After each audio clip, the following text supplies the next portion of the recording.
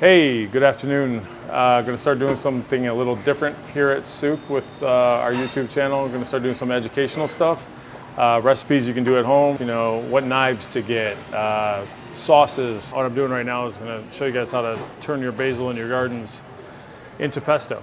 And this is something great for a lot of guys to have in their arsenal to have around. Like I said, you can freeze it, you can have it in your fridge. So when your girl comes over, make a nice little fresh pasta out of pesto. It's going to make you look like you're a hero. We'll get into that in later episodes. How we'll just get into the refrigerator and teach you guys how to make something out of nothing.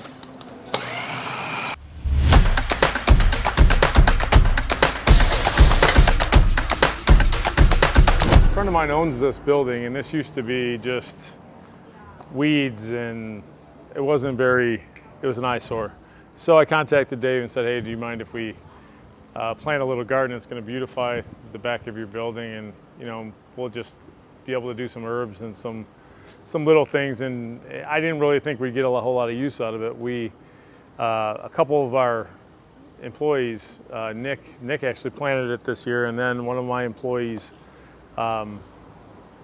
parents came out, and after we got all that rain, there was a lot of weeds, and they just totally cleaned this up, and we put a fencing around it. But I have kale that we're using for our power bowls for lunch. So I have a dinosaur kale, and then I have a curly kale here. I have more basil than I know what to do with. So what I'm doing right now is going to show you guys how to turn your basil in your gardens into pesto. Bye! Quiet on the set! Camera speed. Sound production, take one. The great thing about pesto is you can just keep on making all the pesto you need to make. Freeze it. Eat it during the winter. Do what you want. Let's try this again. Roll sound. Sound production, take two. Make some really nice pastas during the winter. Pizzas, whatever you want to use your pesto for. So, and another thing that I like to do is I especially like at brunch, I have a walnut pesto bowl that I do. So what I'll do is I'll throw the basil in, throw my Parmesan in, my roasted garlic, my olive oil, and I'll throw some walnuts in there too. Hard to do it at the restaurant on a consistent basis. Once again, a lot of nut allergies that I cannot take the nuts out of. Action! I've always washed this. So I'm using a processor that we have up in our apartment, so you can actually see the process that goes on here. So what you're going to do is pick the basil until you fill your bin.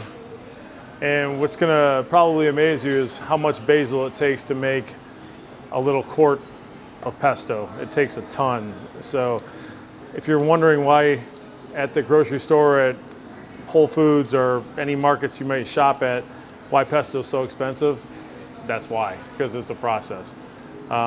Easy enough, it's a lot of picking, and it takes a lot of basil to get where you need to be. So what we're going to do today is we're just going to, traditionally I'd add pine nuts to it, and I'm not going to keep on beating a dead horse with the nut issue. So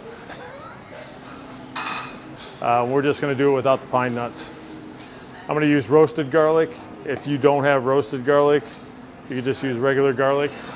Or if you want to roast your own garlic, fill up like a high baking pan or something like that with some olive oil. Throw a bunch of raw garlic in there. Put it in the oven at 350 for about 25 minutes, and you'll have roasted garlic.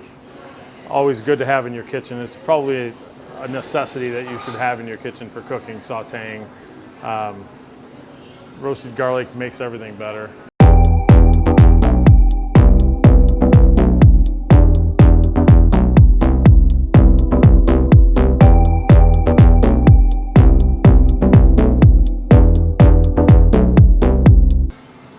All right.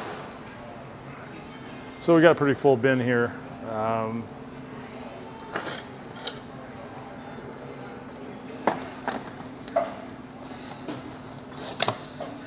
So I'm going to go ahead and do a nice heaping spoon, a couple spoons full of roasted garlic.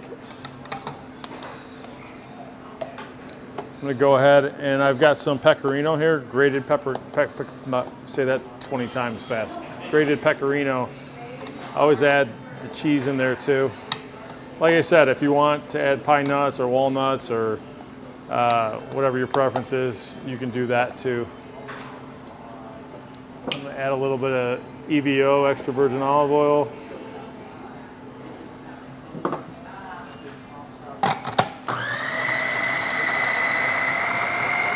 There we go. If it's having a hard time to get going, I just add a little bit more olive oil. There's nothing wrong with that.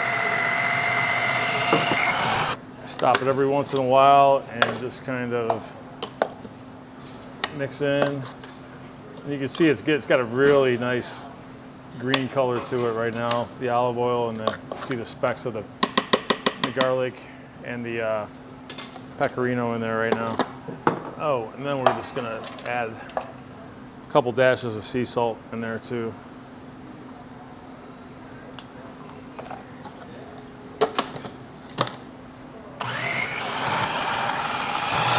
And this is something great for a lot of guys to have in their arsenal to have around. Like I said, you can freeze it, you can have it in your fridge. So when your girl comes over, make a nice little fresh pasta out of pesto. It's going to make you look like you're a hero.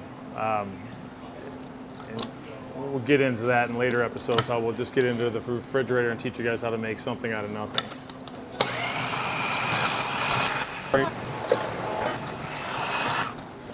So this is a pretty good texture for me. I like it a little bit chunky. I don't like it too ground up. I like it to have a little bit of a rustic look, to have some substance to it.